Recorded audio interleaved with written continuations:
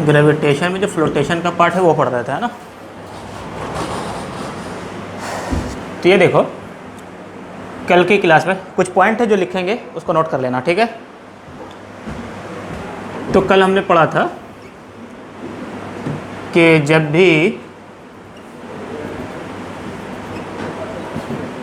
किसी बॉडी को लिक्विड के अंदर हम डालते हैं, ठीक है, कहाँ डालते हैं, लिक्विड के अंदर हम डिप करते हैं, तो ये क्या करता है, लिक्विड डिस्प्लेस करता है, और उस डिस्प्लेस्ड लिक्विड का वेट जो भी है, ब्लू कलर के अंदर लिखा हूँ, मतलब सिर्फ उतना सा पोर्शन डिस्प्लेस्ड लिक्विड का वेट है। तो अगर डिस्प्लेस्ड लिक्विड का वेट बराबर हो जाए किसके, वेट ऑफ द बॉडी के, तो ये क्या करता है, फ्लोट करता है। यही पढ़ा था हमने, क्या करता है, फ्लोट करता है। डिस्प्लेस्ड लिक्विड का वेट अगर बॉडी के वेट के बराबर हो जाए तो क्या करता है, ये डिस्प्लेस करता है, ठीक है। इतनी बात समझ में आ गई। और यहाँ से हमने लिखा था डिस्प्लेस्ड लिक्विड का वेट का मतलब होगा क्या, density of liquid, volume of liquid into g बराबर हो जाएगा क्या, weight of the body, density of the body, volume of the body into g, ठीक है। ऐसा लिखा था फर्स्ट पार्ट में, हमने ऐसा कुछ ड्राइव किया था, ठीक है। तो अब ज़रा देखो कि ये वॉल्यूम ऑफ लिक्विड को हम क्या लिख सकते हैं, area of base into height inside. कौन सा हाइट, किसका हाइट इनसाइड, बॉडी का, मतलब बॉडी का कितना पार्ट अंदर है, यही होगा ना, मतलब area of base into height inside. ये बात समझ में आई, ये बात समझ में आई। वॉल्यूम कैसे लिखा हमने, ये कैसे लिखा ये, तो हाइट क्या पूरे बॉडी के हाइट से मल्टीप्लाई करना पड़ेगा, क्यों, वही स्पेस डिस्प्लेस्ड है, ठीक है। बात समझ में आ गई। सिमिलरली इसको क्या लिखेंगे, डेंसिटी ऑफ बॉडी, बोलो, एरिया, क्योंकि बेस तो दोनों के लिए सेम है, लेकिन इस बार क्या लिखना पड़ेगा, जो भी इसकी हाइट है, किसकी, बॉडी की, वो लिखना पड़ेगा, इनटू हाइट, टोटल हाइट जो है। और एच आई का मतलब क्या था, हाइट इनसाइड। इससे ये ख़त्म, इससे ये ख़त्म, पक्का, ठीक।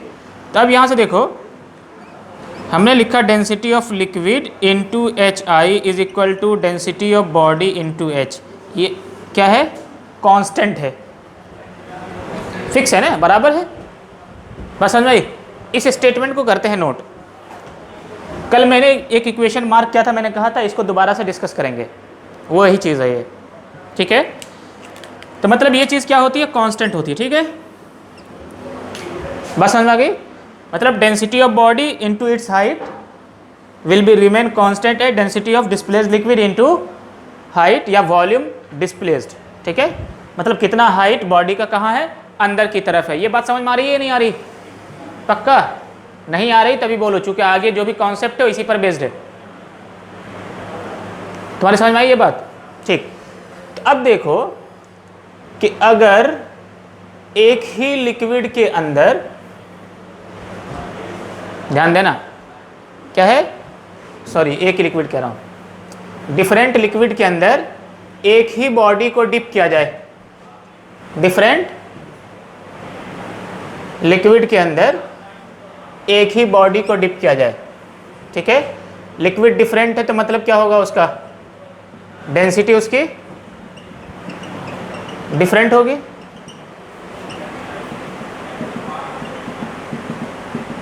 ठीक है। अगर लिक्विड डिफरेंट है तो इसकी डेंसिटी क्या होगी, डिफरेंट होगी। इसको मैं कह दे रहा हूँ रो 1, इसको कह दे रहा हूँ रो 2, और इसको कह दे रहा हूँ रो 3। रो 3 डिफरेंट लिक्विड है, ठीक है। हमने क्या किया, ध्यान सुनना, हमने क्या किया, एक ही बॉडी को बारी बारी से, एक ही बॉडी को बारी बारी से हर लिक्विड के अंदर डाला। क्या किया, हर लिक्विड के अंदर डाला, ठीक है। तो डिफरेंट डिफरेंट हाइट क्या होगा, अंदर होगा, H1 H2 S3, ठीक है, इस बॉडी की डेंसिटी तो फिक्स है और ये हाइट फिक्स है। इस बॉडी की डेंसिटी फिक्स है और ये हाइट तो फिक्स होगी क्योंकि वही बॉडी है। ठीक है, इस बॉडी की डेंसिटी फिक्स है, ये हाइट क्या होगा, फिक्स होगा। बस समझ आ गई। मतलब एक ही बॉडी को अगर हमने बारी बारी से डिफरेंट लिक्विड के अंदर डिप किया, समझ आई बात है कि नहीं है? ठीक है, एक ही बॉडी को हमने डिफरेंट लिक्विड के अंदर क्या किया, डिप किया। डिफरेंट लिक्विड के अंदर क्या किया, डिप किया, जिसकी डेंसिटी डिफरेंट थी। तो चाहे जैसी भी लिक्विड हो वहाँ पर ये कॉन्सेप्ट तो वैलिड होगा। क्यों? Density of body into height must be equal to density of liquid, जो कि ρ1 है यहाँ पर, इनटू हाइट इनसाइड। ठीक है, चलो यहाँ पर क्या है, density of body, density of body यहाँ से इस डायग्राम से, density of body into height must be equal to density of liquid into height inside. Density of body into height यानी dimension of the body, that must be equal to ρ3 into S3। ये होगा क्या? इतनी बात समझ में आ रही है? चलो देखो, अब ध्यान से देखो। From 1 2 and 3 what we can write कि इन सब का प्रोडक्ट ρBH के बराबर है। ρBH के बराबर है, मतलब ये कह सकते हैं ये इसके बराबर, ये इसके बराबर। कह सकते हैं ऐसा? क्या ऐसा कह सकते हैं? बोलो, कह सकते हैं कि मतलब दिए डेंसिटी और हाइट इनसाइड का प्रोडक्ट क्या है, सेम है। डेंसिटी और हाइट इनसाइड का प्रोडक्ट क्या है, सेम है। तो अब ज़रा देखना, क्या मैं इसको कांस्टेंट कह दूं? कांस्टेंट कह दूं तो क्या कहेंगे, height inside will be some constant value that is ρBH, या यही लिख दूं ρBH अपॉन ρ1। कोई दिक्कत नहीं ना? सिमिलरली H2 क्या लिख सकते हैं, हाइट इनसाइड यानी H1 था यहाँ पर हाइट इनसाइड क्या है, H2 है, उसको क्या लिख सकते हैं, ρBH ओवर ρ2। S3 क्या हो जाएगा, ρBH ओवर ρ3। ठीक है, इतनी बात समझ में आ गई? अब ज़रा सोचो, न्यूमरेटर सबका क्या है, कांस्टेंट है। न्यूमरेटर सबका क्या है, कांस्टेंट है।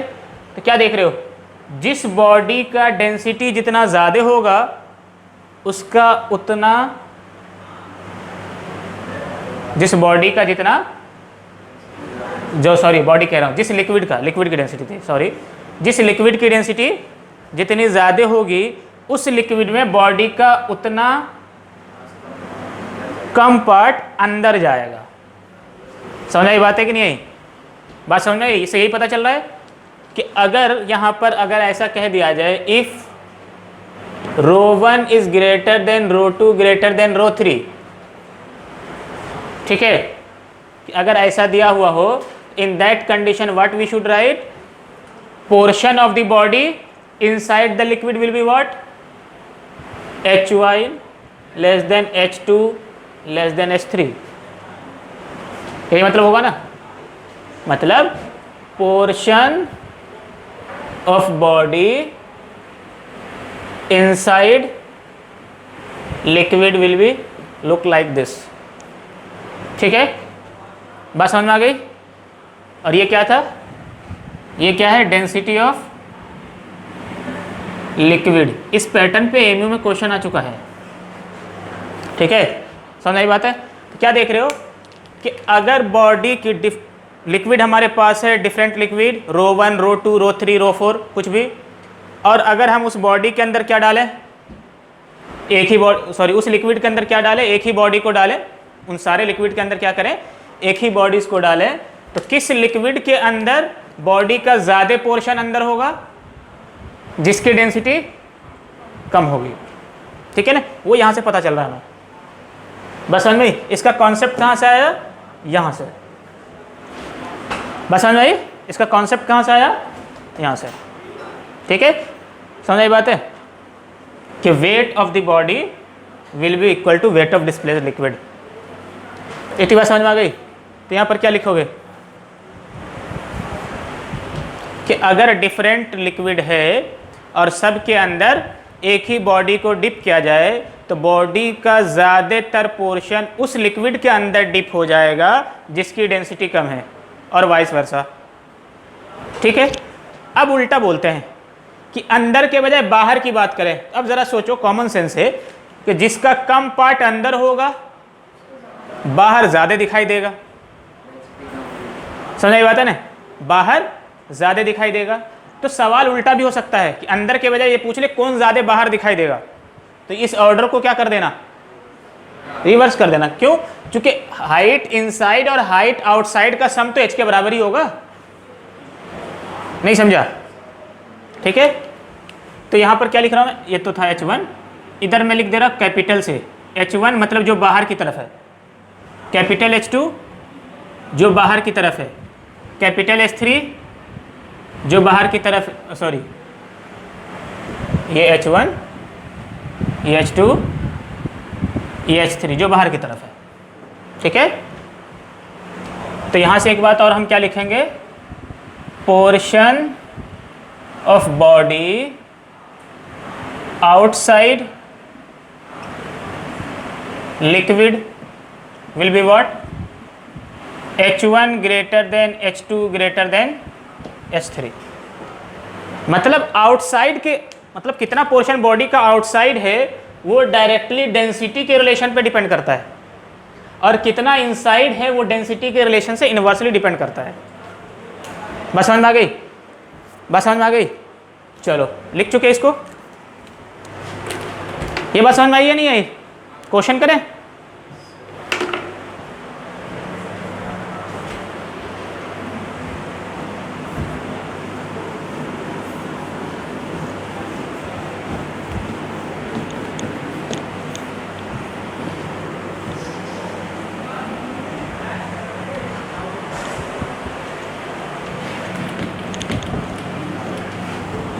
ये लिख चुके हो?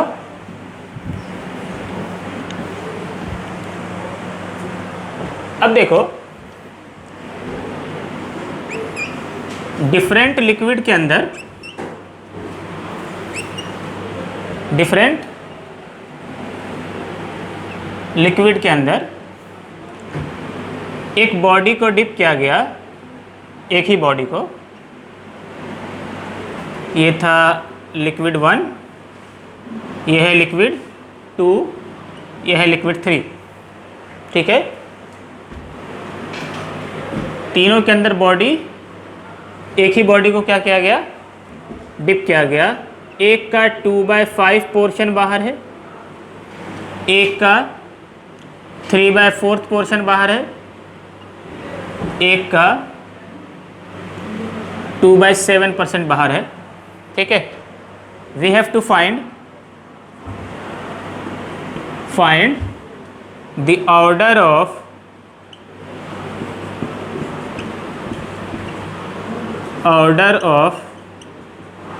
the density of the liquid।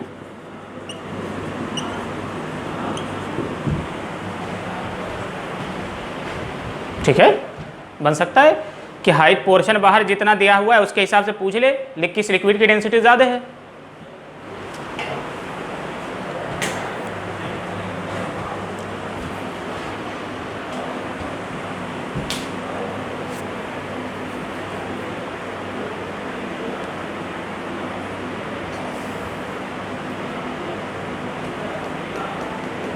Order बताना है, या तो इंक्रीजिंग में या डिक्रीजिंग में।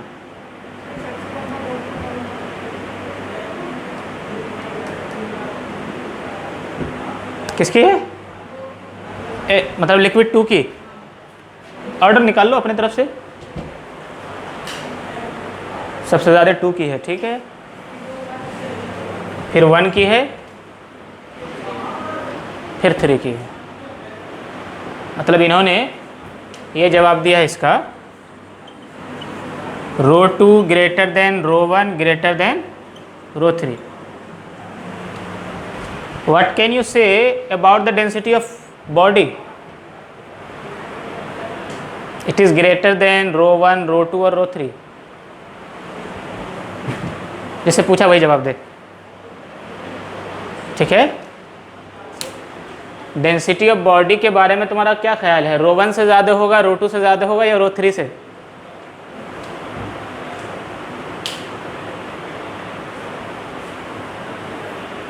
जब कॉमन सेंस मिल रहा था तुम कहाँ थे? तुमसे नहीं कह रहा हूँ।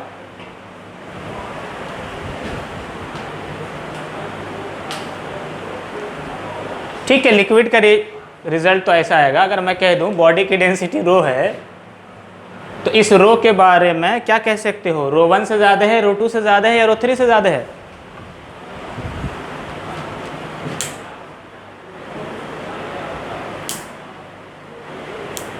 इसलिए मैंने कहा जिससे पूछा जाए वही जवाब देगा।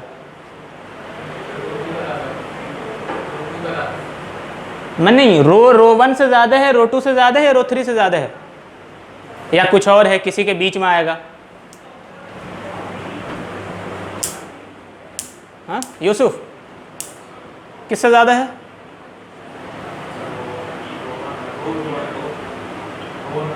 हाँ रो,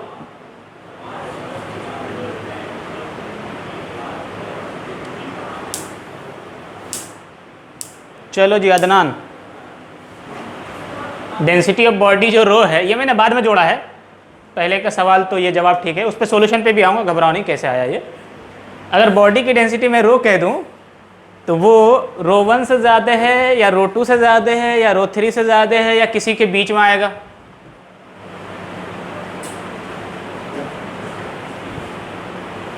तुम्हारे आगे कौन है? हाँ खैर, तुम हिंदी मीडियम से हो क्या? चलो उसको छोड़ो, तुम बताओ, तुमसे पूछूंगा।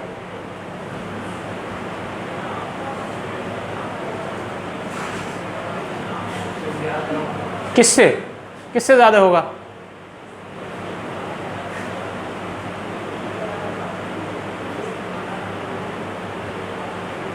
तुमसे तो उम्मीद भी नहीं है, बता दो तो अच्छी बात है। रो 2 से ज़्यादा होगा? अच्छा, उम्मीद भी मत रखिए। ओहो, इतने बेशर्म है यार ये।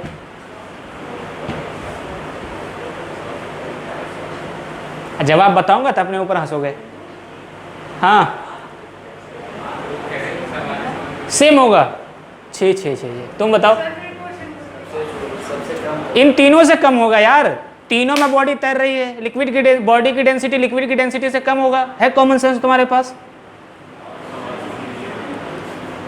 तो तुमने ये क्यों नहीं कहा कि सर सवाल समझ में नहीं आया? फिर तो तुम और बड़े बेवकूफ़ हो। हैं? तुम ये कहते हैं ना कि सर सवाल सही से समझा दीजिए, हमें सवाल समझ में नहीं आया। सबसे बड़ा फॉल्ट तो तुम्हारा तब यही हो गया कि सर क्वेश्चन दोबारा बता दीजिए। ये क्यों नहीं कहा कि अगर बॉडी की डेंसिटी रो कह दिया जाए तो वो रो 1, रो 2, रो 3 में से किससे ज़्यादा है या कहाँ पर है?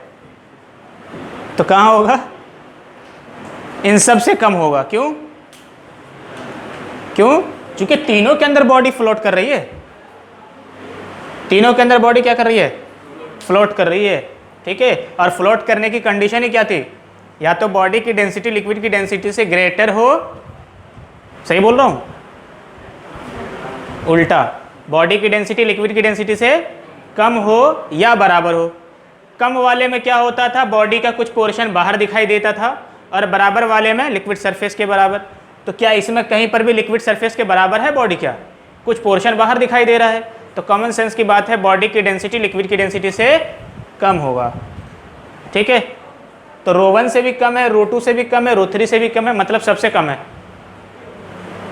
समझ में आ गई बात है? हाँ यार, कैसे बच्चे हो। इसका आंसर अपोजिट आ रहा है। हाँ देखते हैं ज़रा, हमने क्या पूछा है? Find the order of the density of the liquid. अच्छा, ये बाहर का पोर्शन दिया हुआ है, यानी H1 कितना है? 2/5। H2 कितना है? 3/4। H3 कितना है? 2/7। इसको मिटा दो, ये तो पहले आंसर लिखा था मैंने। H1 की वैल्यू कितनी होगी? डेसिमल में कन्वर्ट कर लो, अप्रॉक्सीमेटली 0.4। ये वैल्यू कितनी होगी? 0.75। H3 कितनी होगी? 0.2 समथिंग आगे। ठीक है, तो ऑर्डर क्या आएगा देखो, H2 greater than H1 greater than H3 और बाहर का पोर्शन डेंसिटी से मैच करता है। ठीक है, आ गया ठीक। अच्छा तुमने उल्टा कर दिया, तो ρ2 ग्रेटर देन ρ1। ठीक है, बात समझ में आ गई? चले आगे।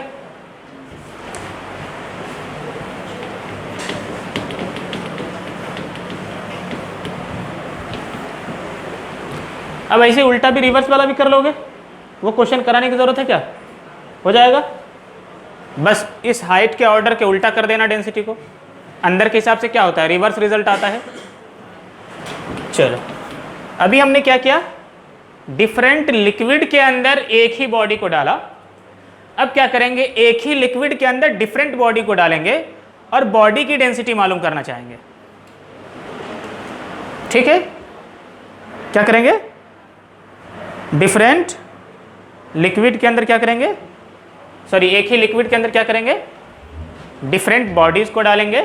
एक ही लिक्विड के अंदर क्या करेंगे, डिफरेंट बॉडी को डालेंगे और फिर देखेंगे रिजल्ट क्या आता है। ठीक है, तो ये देखो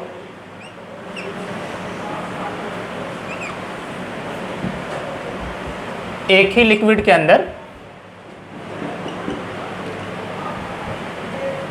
हमने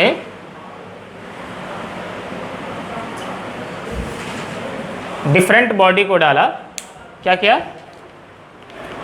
डिफरेंट बॉडीज को क्या कर दिया, डाल दिया। बस वो आइडेंटिकल थे। कैसे थे, identical in shape and size, identical in shape and size. तो एक बॉडी ए है, बी है और सी है, ए बी और सी है। ठीक है, ये क्या है, आइडेंटिकल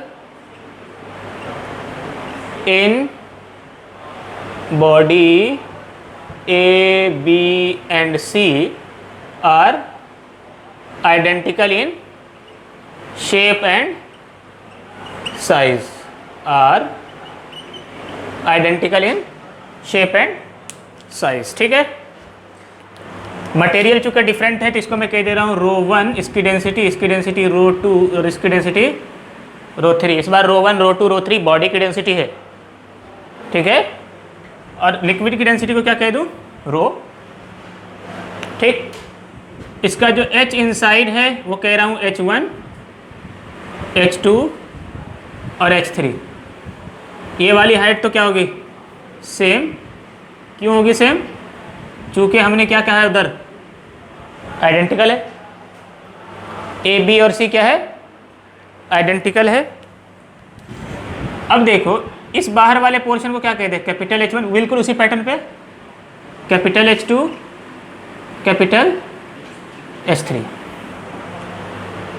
ठीक है, capital H1 capital H2 capital H3।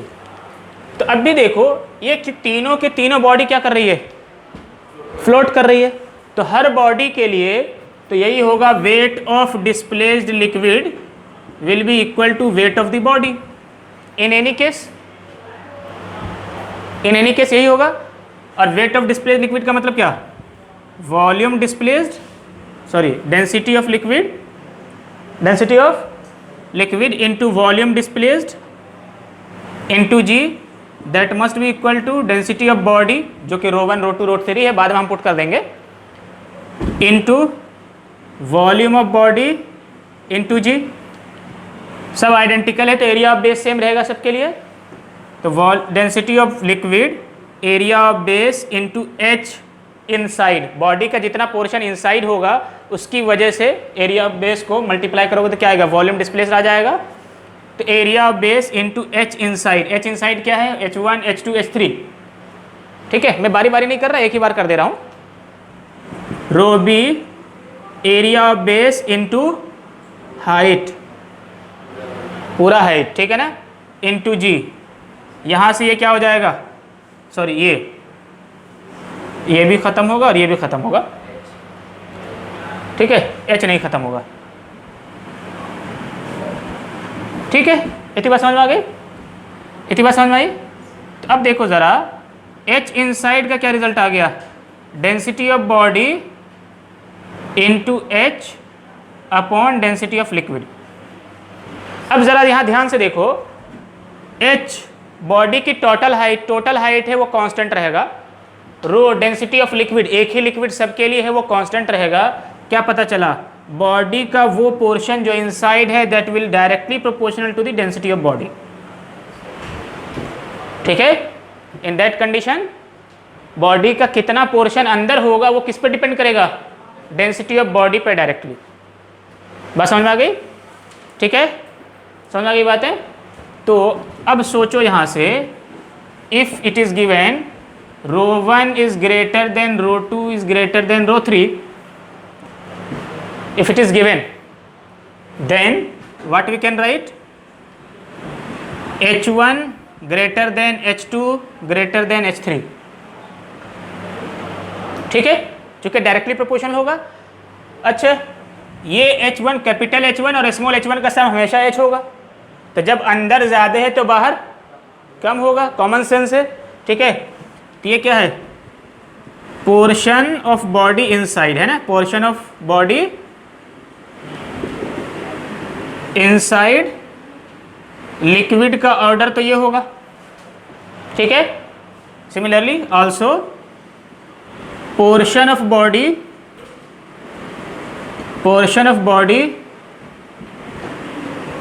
Outside liquid का रिजल्ट क्या होगा, H1 less than H2 less than H3। मतलब क्या देख रहे हो, पिछले केस का बिल्कुल उल्टा है ना, पिछले केस का क्या है, बिल्कुल रिवर्स रिजल्ट है। ठीक है, जब डिफरेंट लिक्विड था तो बॉडी की हाइट जो बाहर की तरफ थी वो डिपेंड करता था लिक्विड की डेंसिटी पर, और जब लिक्विड सेम है बॉडी डिफरेंट है तो बाहर का जो अंदर का पोर्शन है वो डायरेक्टली डिपेंड कर रहा है डेंसिटी ऑफ बॉडी पर। ठीक है, बात समझ में आई? कर लोगे? इस तरह के क्वेश्चन खूब पूछे जाते हैं, अगर एग्जामिनर अच्छा हुआ तो, जिसके दिमाग चलते हो किस तरह क्वेश्चन बनाए जाएं। ठीक है, बाकी खुशकिस्मती उसमें है तुम्हारी, कोई घटिया आदमी बनाए। ठीक है, समझे कि नहीं, वो ख्याल रखता है ना सबका। चलो, ये बात हो गई, समझ में आ गई?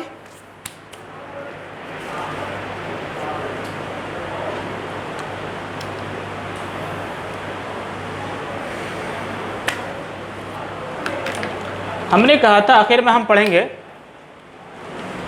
कि हमें कैसे पता चला कि एटमॉस्फेरिक प्रेशर 1.01 इंटू 10⁵ पास्कल है, बैरोमीटर के बारे में। ठीक है, टाइम कितना बचा है जल्दी बताओ, बहुत टाइम है ना, अच्छा खासा लगेगा भी, इसलिए पूछा है।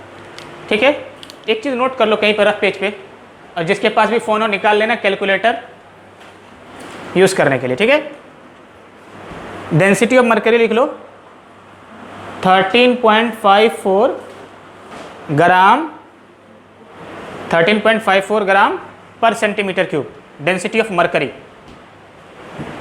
ठीक है, अरे यहाँ पे नहीं, रफ पे लिखना था, चलो कोई बात नहीं।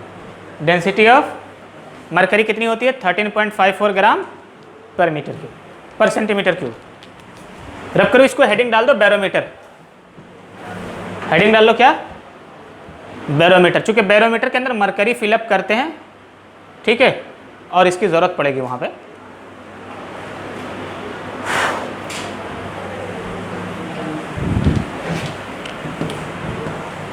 इस डाटा को किलोग्राम पर मीटर क्यूब में बदलना,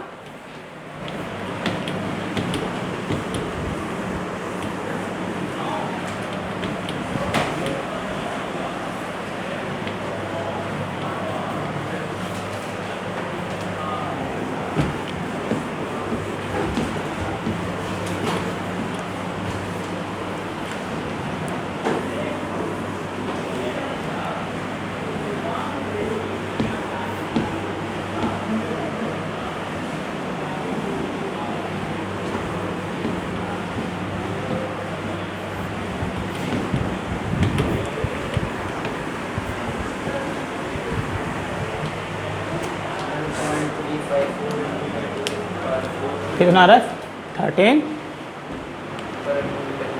135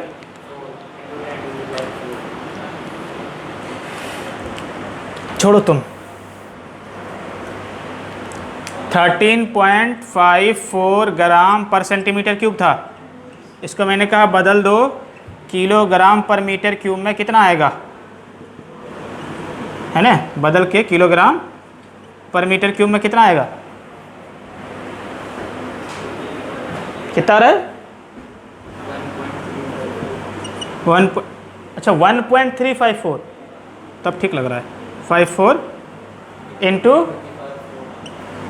ये, सही है, सही है, हाँ ठीक है, सही है, किलोग्राम पर मीटर क्यूब। खैर इसको हटा दो ना यार, ऐसे लिख दो ना, 13540, ठीक है,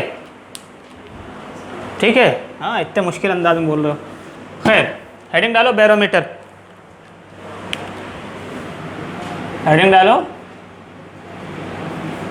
बैरोमीटर। बैरोमीटर क्या है? एक डिवाइस है जिससे एटमॉस्फेरिक प्रेशर मेज़र करते हैं, ठीक है? क्या करते हैं? एटमॉस्फेरिक प्रेशर मेज़र करते हैं। It is a device used to measure atmospheric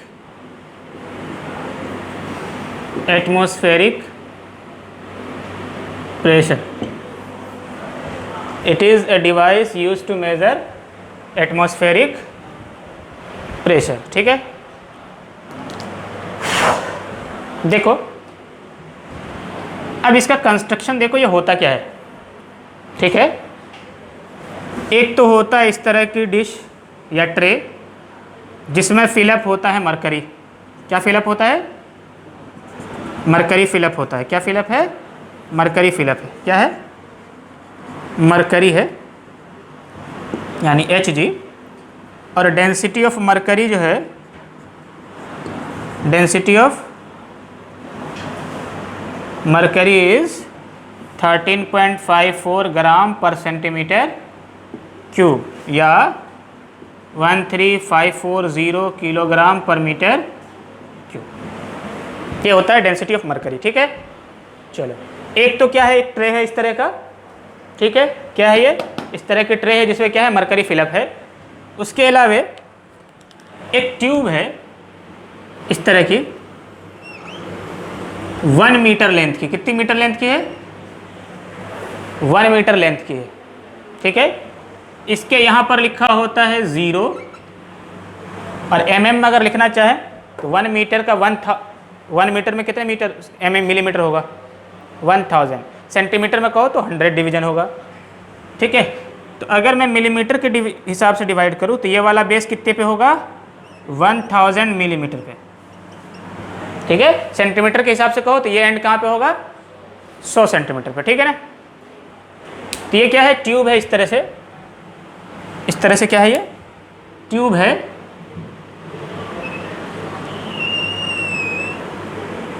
इस तरह की ट्यूब है, ठीक है?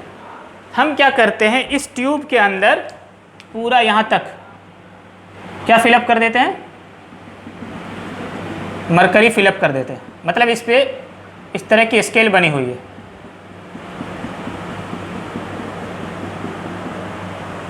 क्या बनी हुई है? स्केल बनी हुई है। जैसे सिलेंड्रिकल देखो ना, वेसल में स्केल बनी हुई होती है, ऐसे इस ट्यूब पे क्या बना हुआ है? स्केल बना हुआ है, ठीक है? ताकि हम मेज़र कर सके कि लेवल कहाँ पे है। जैसे थर्मोमीटर में लिखा हुआ होता है वैसे ही कुछ। तो इसमें भी मरकरी क्या है? फिलअप है, और यही दोनों मिल करके कहलाता है बैरोमीटर। इतना आसान सा, हाँ ठीक है? यही दोनों मिल के क्या कहलाता है? बैरोमीटर। अब इससे एटमॉस्फेरिक प्रेशर कैसे मेजर करते हैं ज़रा देखो। तो ये तो है एपरेटस, ठीक है? हम क्या करते हैं, जब इसमें मरकरी फिलअप करते हैं और इसमें भी मरकरी फिलअप करते हैं, ठीक है? और इसको ऐसे पकड़ करके यहाँ पर लाकर रिवर्स कर देते हैं। अब जाहिर सी बात है इसको होल्ड कर रखा होगा ताकि गिरे नहीं। क्या कर देते हैं? उलट देते हैं ऐसे,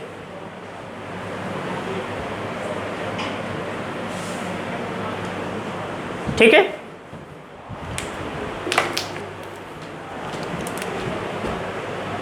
यहां पर क्या था, मरकरी था। अब बताओ उल्टेंगे तो क्या होगा, ये नीचे आना चाहेगा बाहर, ठीक है। यहां पर कितना लिखा था 1000 mm, यहां कितना लिखा हुआ था 0 mm, क्या था 0 mm, ठीक है। तो जी यहां से लेके यहां तक कितना है 1000 mm। तब ये बताओ ये जो मरकरी है बिल्कुल वैसा ही नहीं है कि लिक्विड कॉलम के अंदर लिक्विड फिलअप था, तो इस लिक्विड कॉलम की वजह से यहाँ नीचे क्या लग रहा होगा प्रेशर, ठीक। अब ये प्रेशर लग रहा है इधर से और बाहर क्या है एयर, तो ये भी तो यहाँ प्रेशर लगा रहा है और ये मरकरी भी प्रेशर लगा रहा है, ठीक है। बाहर से इस लिक्विड के ऊपर लग रहा है क्या एटमॉस्फेरिक प्रेशर और अंदर से इस पॉइंट पर लग रहा है मरकरी का प्रेशर, ठीक है। अच्छा ऑब्जर्व क्या किया गया कि जब हम इसको ऐसे पलटते हैं, ऐसे पलटते हैं, तो ये मरकरी का लेवल पूरा 1000 मीटर तक नहीं रहता, ये घट करके 720 पर आता है। कहाँ पर 720 mm पर आता है, उसके बाद रुक जाता है। कहाँ पर, अब समझ में आएगा क्यों कहते हैं 72 mm ऑफ Hg सेंटीमीटर में, सॉरी 720 mm ऑफ Hg, गलत बोल दिया मैं, 720 mm ऑफ Hg, ठीक है। तो ये 720 mm ऑफ Hg पर आकर के क्या कर जाता है, रुक जाता है मरकरी लेवल। ऊपर कोई एयर नहीं है, ये एम्प्टी है। तो यहाँ से यहाँ तक की हाइट कितनी हो गई 720। अब बात यह है, ऐसा प्रैक्टिकली करते हैं तो ये होता है। तो अब ये बात यह है कि इतना मरकरी लेवल आने के बाद क्यों रुक गया, ये ज़रा सोचो। पहले मरकरी का लेवल क्या था ज़्यादा, ये नीचे आ रहा है, इसका मतलब ये ज़्यादा प्रेशर लगा रहा होगा, इसलिए यहाँ कहाँ, यहाँ कंटेनर के अंदर आकर ऐसे फिलअप हुआ होगा और इसका लेवल इधर बढ़ा होगा। वो जो बाहर निकला है उसकी वजह से थोड़ा लेवल बढ़ा होगा। तो ये आकर किसको पुश कर रहा था, सरफेस को, लेकिन इतना आने के बाद रुक गया, क्यों, इसका मतलब ऊपर से जो एटमॉस्फेरिक प्रेशर है वो इस प्रेशर को बैलेंस कर दिया, तभी तो आगे फर्दर नहीं आ रहा, क्योंकि अभी तो बचा हुआ है लिक्विड, कौन सा मरकरी। अब मरकरी नीचे नहीं आ रहा, इसका मतलब क्या है, मरकरी जितना प्रेशर लगा रहा है उतना ही एटमॉस्फेरिक प्रेशर लगा रहा है, उतना ही प्रेशर कौन लगा रहा है, एटमॉस्फेयर लगा रहा है। तो अगर इस मरकरी के प्रेशर को फाइंड कर ले इस पॉइंट पर कितना है, तो उतना ही क्या होगा हमारा एटमॉस्फेरिक प्रेशर होगा। बस समझ आई, ठीक है। ये मरकरी जितना प्रेशर लगा रहा है, और ये कैसे निकालेंगे हम देख चुके हैं, pressure inside a liquid column, ठीक है। तो ये मरकरी जितना प्रेशर लगा रहा होगा इस पॉइंट पर, उतना ही प्रेशर कौन लगा रहा होगा एटमॉस्फेयर, क्योंकि आगे फर्दर किसी एक का भी मूवमेंट नहीं हो रहा। तो मतलब क्या है, प्रेशर बैलेंस्ड है, प्रेशर क्या है बैलेंस्ड है। तो यहाँ पर, यहाँ से हम क्या लिखेंगे, pressure atmospheric is equal to pressure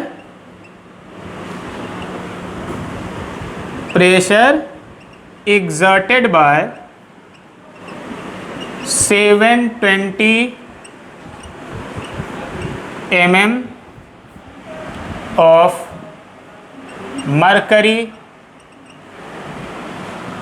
inside the barometer tube,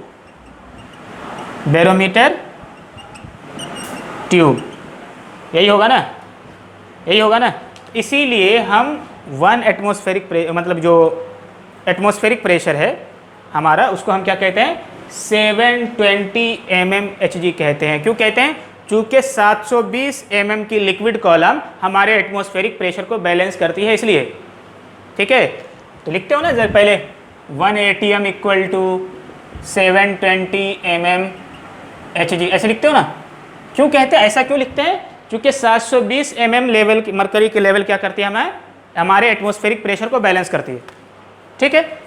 अच्छा जी, तो प्रेशर तो क्या होता है, फोर्स अपॉन एरिया, कोई दिक्कत नहीं ना, फोर्स अपॉन एरिया। तो फोर्स यहाँ पर क्या होगा, इस मरकरी का वेट, यही होगा ना भाई, क्या होगा, weight of mercury upon area, ठीक है। वेट ऑफ मरकरी का मतलब mass of mercury into g upon area. Mass of mercury का मतलब density of mercury into volume of mercury into g upon area. और वॉल्यूम ऑफ मरकरी का मतलब area of base into height. तो area of base तो क्या होगा, यही, और वो ए ही होगा क्योंकि उतना ही एरिया पे तो प्रेशर भी लगा रहा था। इसको क्या लिख सकते हैं, P atmospheric, that will become density of mercury area height of mercury level into g divided by area. Area से एरिया खत्म। ठीक, डेंसिटी ऑफ मरकरी कितना है, इधर लिखा चुका था 13 पॉइंट, यहाँ से ऐसा यूनिट में, चूँकि पास्कल तभी आएगा ना, ऐसा यूनिट में डाटा डालोगे तो 13,540। Height of liquid column 720 in mm, that means 0.72 metre. नहीं समझ में आया, 0.72 मीटर, 0.72 मीटर इंटू जी की वैल्यू 9.8 मीटर पर सेकेंड स्क्वायर। कैलकुलेट करो इसको ज़रा जल्दी से।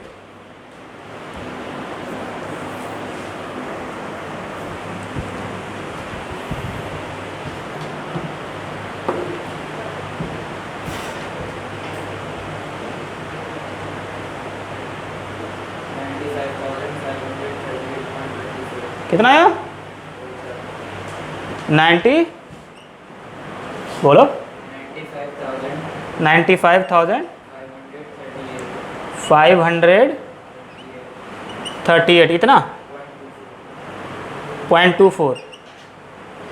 95 है तो क्या हम इसको ऐसा लिख सकते हैं, 0.95 इंटू 10⁵ पास्कल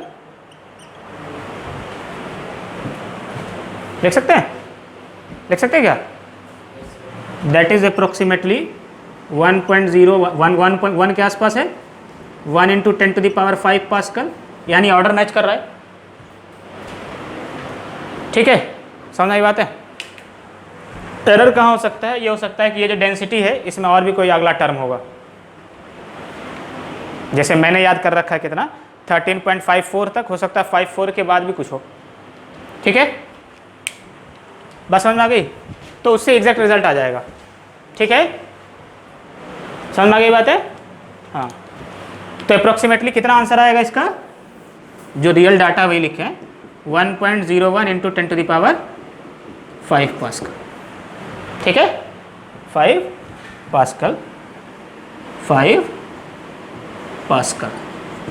चूँकि पी एटमॉस्फेरिक इसको कह दिया हूँ इसलिए उधर अवॉइड कर दिया। ठीक है, समझ में आ गई बात है।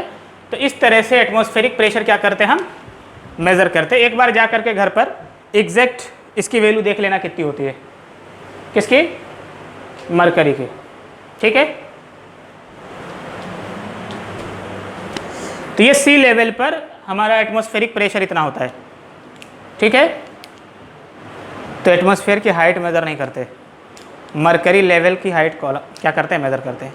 अच्छा, अब ये सोचो कि जिस तरह से मरकरी को इसके अंदर डाला था, ऐसे ही कोई भी लिक्विड ले सकते थे, तो फिर ये हाइट उसके टर्म में आता। जिस तरह से हमने कहा ना 720 mm ऑफ Hg, सिमिलरली अगर वाटर डालता तो हम क्या लिखते, 7 समथिंग वैल्यू क्या होता है, mm ऑफ वाटर लेवल। ठीक है, समझ आ गई बात है। अच्छा, अब रिवर्स क्वेश्चन करते हैं। हमें पता है कि एटमॉस्फेरिक प्रेशर इतना है, अगर इस बैरोमीटर में मरकरी की जगह वाटर फिलअप कर देता तो कितने बड़े टेस्ट ट्यूब की जरूरत पड़ती, लगभग निकालो तो ज़रा, क्वेश्चन लिखो। ठीक है भाई, मरकरी की जगह कोई और लिक्विड भी तो हो सकता था। तो इस बार तुम ये मान लो कि प्रेशर इतना होता है, प्रेशर तुम्हें गिवन है एटमॉस्फेरिक प्रेशर। इस प्रेशर को मेज़र करने के लिए, इतना प्रेशर को मेज़र करने के लिए जो हमें बैरोमीटर के ट्यूब की लेंथ चाहिए, कितनी चाहिए, अगर इसमें हम दोनों लिक्विड में, दोनों कंटेनर में मरकरी की जगह हम क्या कंसिडर करें, वाटर कंसिडर करें। ठीक है, समझ ये बात है? तभी अंदाजा भी होगा कि मरकरी क्यों रखा, दूसरा लिक्विड क्यों नहीं रखा। सवाल समझ में आया है? सवाल समझ में आया यूसुफ? फिर पता चला सॉल्यूशन के बाद को सर सवाल ही नहीं समझे थे। ठीक है, कि मतलब बैरोमीटर के अंदर हम ऐसा बैरोमीटर डिज़ाइन करना चाह रहे हैं जिसमें हम मरकरी की जगह क्या रखें, वाटर रखें लिक्विड के तौर पर एटमॉस्फेरिक प्रेशर मेज़र करने के लिए। और एटमॉस्फेरिक प्रेशर कितना होता है? इतना। तो उस बैरोमीटर की जो ये ट्यूब है उसकी मिनिमम लेंथ कितनी होनी चाहिए? फॉर एग्जांपल इधर देखो, जैसे इसका लेवल अगर हम सिर्फ 720 mm रखते तब भी काम चल जाता भाई, गिरता ही नहीं नीचे। ठीक है, तो उससे थोड़ा बहुत ज़्यादा होता है, तो मिनिमम फाइंड करने का है हमने। करो। हाँ, आंसर तो मुझे भी याद नहीं। पर मीटर क्यूब, हाइट तो मीटर में आता है।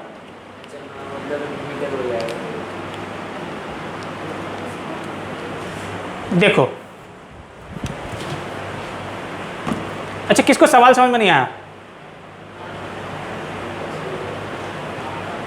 हिंदी मीडियम वाला छोड़ के बोलना, ठीक है? और तुम्हारे सर जब आए तब उनसे पढ़ लेना, मैं क्या कहूँ, मुझे नहीं आती हिंदी। ठीक है, हाँ रब करो इसको।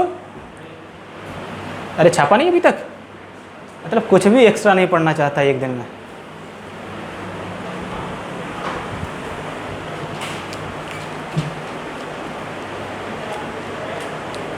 और मैंने ग्रेविटेशन में बहुत ज़्यादा पढ़ा दिया है। अब स्टेलिन लगाना, मज़ा आएगा।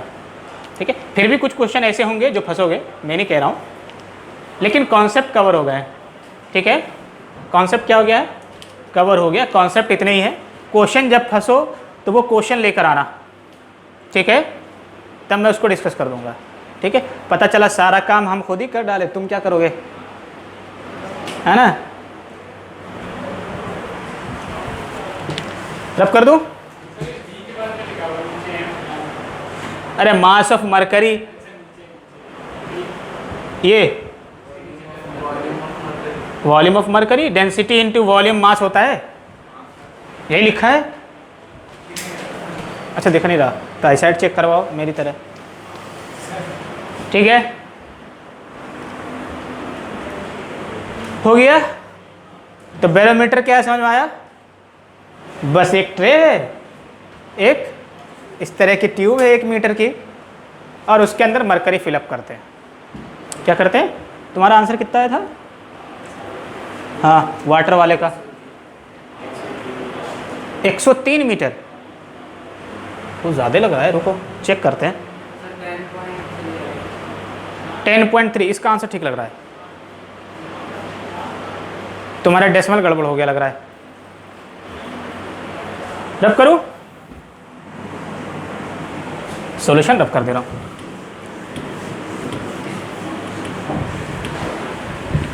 इस बार सवाल क्या था? उल्टा था।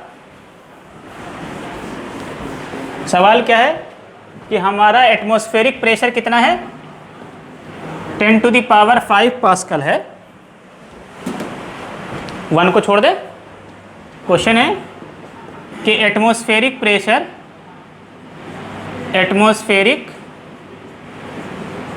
कितना है? 10⁵ पास्कल है। ठीक है, समझ बात है कि नहीं? Find the level of water in barometer tube. Barometer tube, अब जाहिर सी बात उतनी लेंथ होनी चाहिए ट्यूब की, तभी तो लेवल फाइंड कर पाएंगे। Barometer tube to measure this pressure, to measure this pressure. ठीक है, तो अब देखो, मतलब इस बार मरकरी की जगह क्या है? इसमें मरकरी की जगह क्या है? वाटर है। डेंसिटी ऑफ वाटर क्या होता है? डेंसिटी ऑफ वाटर कितना होता है? 1000 किलोग्राम पर मीटर क्यूब। हाँ जी, ऐसा ही होता है। अच्छा, अब ये इसका दूसरा एंड पता नहीं ये एच कितना है, ठीक है, एक तरफ तो 0 होगा, दूसरी तरफ नहीं पता, ठीक है। तो हम यहाँ पलट देंगे ऐसे, ठीक है, किसी लेवल पे आया होगा, हमें क्या चाहिए, ये वाली हाइट, ठीक है। अब जाहिर सी बात है, अगर ये हाइट पता चल गया तो ट्यूब की लेंथ इससे बड़ी होनी चाहिए, है कि नहीं। ट्यूब की लेंथ मिनिमम क्या होनी चाहिए, इस एच से बड़ी होनी चाहिए। तो अब ये बताओ, उस कंडीशन में भी ऐसे ही प्रेशर बैलेंस हुआ होगा, तो क्या लिखोगे, atmospheric pressure at that condition must be equal to pressure exerted by water column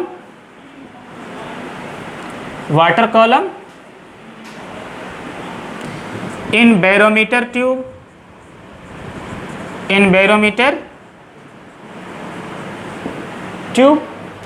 ये लिखेंगे। और प्रेशर का मतलब क्या होगा, weight of water in column upon area, that will be basically mass of water in column into g upon area. Mass of water को हम क्या लिखेंगे, density of water into volume of water into g upon area. Volume को क्या लिखेंगे, density of water area of base into height of water column into g upon area. ऐसे ख़त्म। ये बात समझ में, मैंने एक ही बार में लिख दिया क्योंकि पहले कर चुका है ऐसा काम, ठीक है। क्या बचा, पी एटमॉस्फेरिक कितना है, 10⁵ पास्कल, क्वेश्चन में गिवन है। डेंसिटी ऑफ वाटर कितना मान लें, 10⁵ किलोग्राम पर मीटर क्यूब। जी की वैल्यू कितना मान लें, 10 या 9.8 जो भी, 10 into height of water column कितना आ जाएगा, कम से कम कितना चाहिए, ऐसा यूनिट में है तो क्या चाहिए, 10 मीटर। कितना चाहिए, हाइट कितना चाहिए, height of water column 10 metre, मतलब 10 मीटर से बड़ी ट्यूब चाहिए, 10 मीटर से बड़ी ट्यूब चाहिए, ठीक है ना। तो अब क्या देखें कि वाटर की डेंसिटी 1000 किलोग्राम पर मीटर क्यूब और मरकरी की डेंसिटी 13540 है ना, इतना किलोग्राम पर मीटर क्यूब। इसकी डेंसिटी क्या है, कम है, वाटर की डेंसिटी क्या है, कम है, तो बैरोमीटर की ट्यूब की लेंथ क्या चाहिए, ज़्यादा। मरकरी की डेंसिटी ज़्यादा थी, बैरोमीटर के ट्यूब की लेंथ क्या चाहिए, छोटी, ठीक है ना। यही तो देखे ना, वहाँ पर क्या था, 1 मीटर की ट्यूब सफिशिएंट थी एटमॉस्फेरिक प्रेशर मेजर करने के लिए। यहाँ वाटर की डेंसिटी कम है तो 10 मीटर लंबी, मतलब उसका 10 टाइम्स ग्रेटर क्या चाहिए, बैरोमीटर की ट्यूब की लेंथ चाहिए। समझ आई बात है। तो अब बताओ, हमारे पास जो अवेलेबल लिक्विड है उसमें सबसे ज़्यादा डेंसिटी किसकी है, मरकरी की है, डेंस्ड लिक्विड है, ठीक है। That's why we used mercury in barometer, ठीक है। क्या करते हैं, इसीलिए हम मरकरी का इस्तेमाल करते हैं बैरोमीटर के अंदर, ठीक है, चूँकि उसकी डेंसिटी ज़्यादा है। कम हाइट का बैरोमीटर ट्यूब चाहिए उसको एटमॉस्फेरिक प्रेशर मेजर करने के लिए। ज़्यादा ऐसे कोई भी अननोन लिक्विड ले लेंगे, पता चला लैब के अंदर बड़ी सी ट्यूब बनाए पड़े हैं, ठीक है, और सीढ़ी लगा के रीडिंग ले रहे हैं, ठीक है। बात समझ में आ गई। तो अगर तुमसे कोई सवाल पूछे मरकरी ही क्यों इस्तेमाल किया गया, क्या किसी दूसरे लिक्विड से हम एटमॉस्फेरिक प्रेशर मेज़र नहीं कर सकते थे, कर सकते थे, लेकिन मरकरी की डेंसिटी ज़्यादा होने की वजह से ट्यूब की लेंथ, बैरोमीटर के ट्यूब की लेंथ छोटी चाहिए होगी, जिसको हम आसानी से हैंडल कर सकते हैं, ठीक है। बात समझ में आ गई, शाबाश।